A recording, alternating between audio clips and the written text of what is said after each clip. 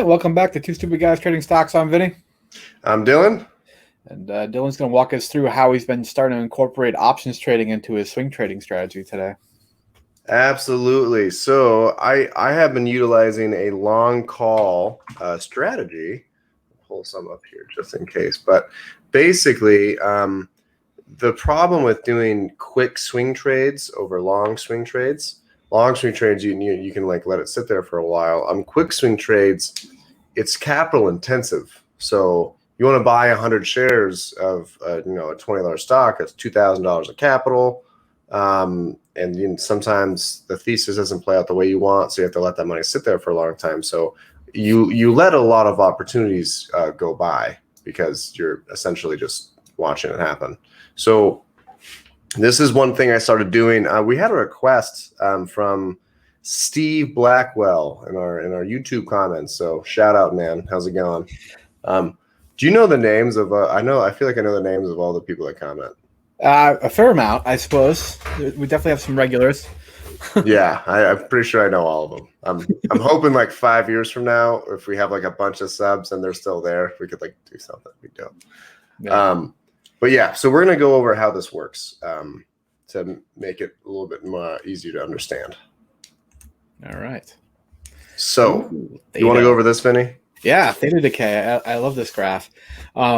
So basically, the reason why this matters is that as you approach expiration for an options contract, the rate of decay of the time value of the option accelerates. So this last 30 days, so like, when I'm selling options, covered calls, I usually sell them about 30 days out so I can capture all of this. But when you're using options for swing trading strategy, like Dylan is trying to, you don't want to be anywhere close to this part. No, you want to be selling them from here back, basically.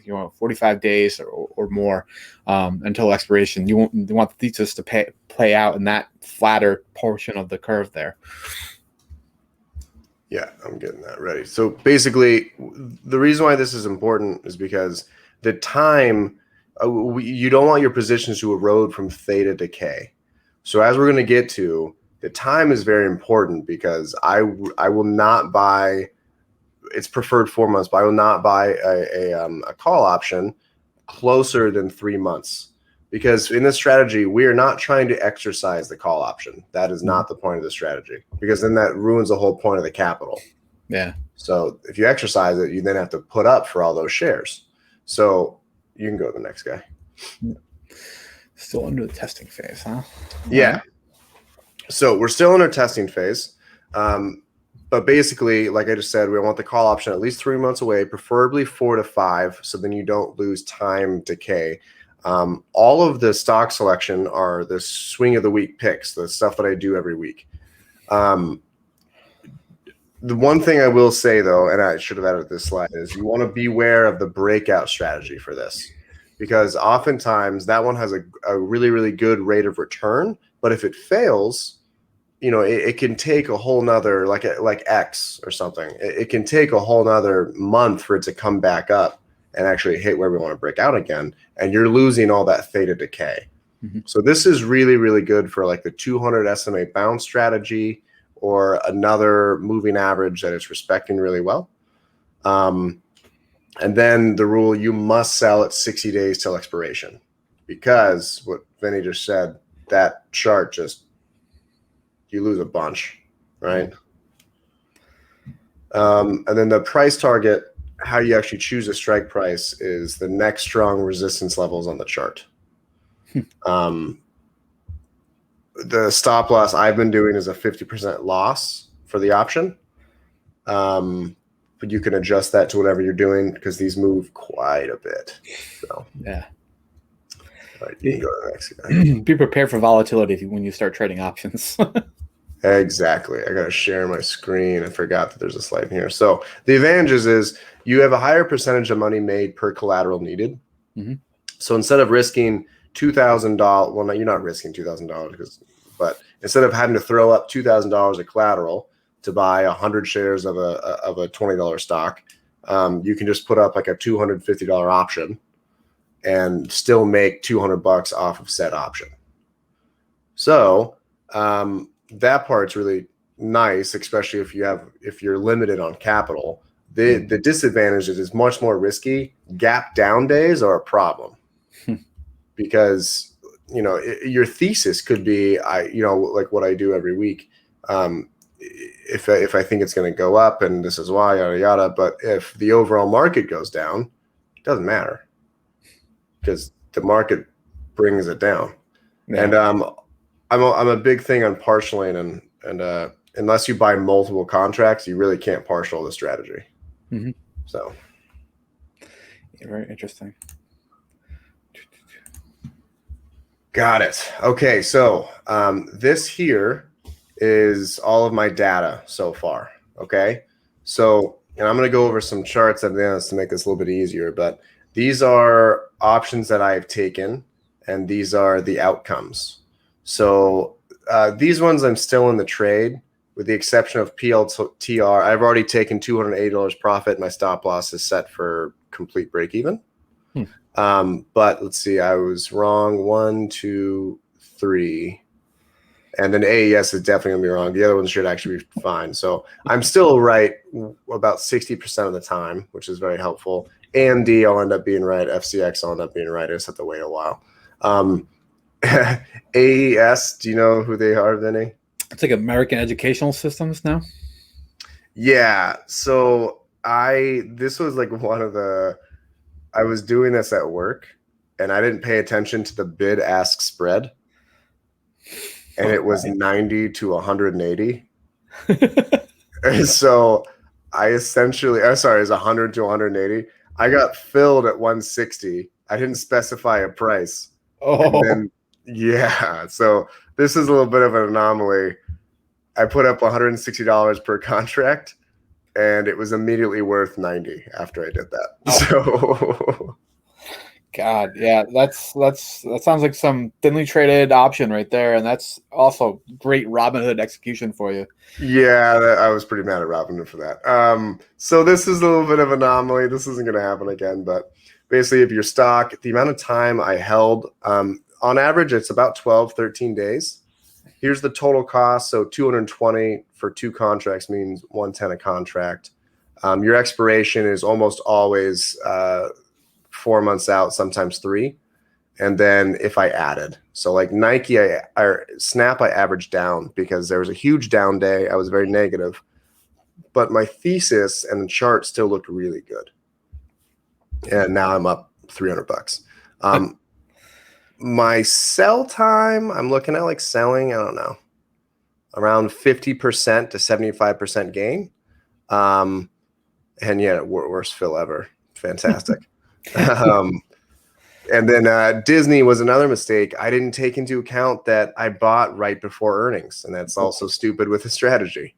Yeah, this is not an earnings play. So, but overall, I'm up 760 in my resolve trades, and I'm up about $1,000 currently with everything. This should be about 1,500 in the next 2 weeks, so I'm pretty stoked about that. Yeah, that is my data.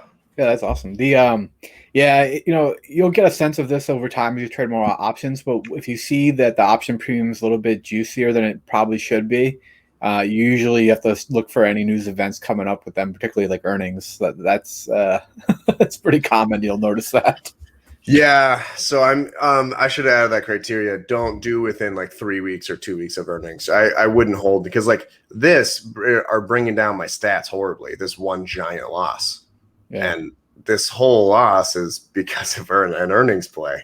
And I literally, it was like 5 days before earnings or something. Yeah. I was like, you got to be kidding me.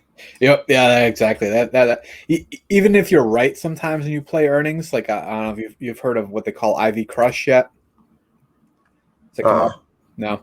So there's obviously a lot of implied volatility around earnings because they expect the stock to move, right? So what can happen is you can be right. You're on the right side of the trade. You bought a call when they were going up, and you bought a put when they were going down, whatever. But the decrease in the implied volatility once that news is out there can actually make it so that you were on the right side of the trade, but you'll lose money in the option because there's no longer enough applied volatility for it to be like worth a profit. Oh, that's crazy.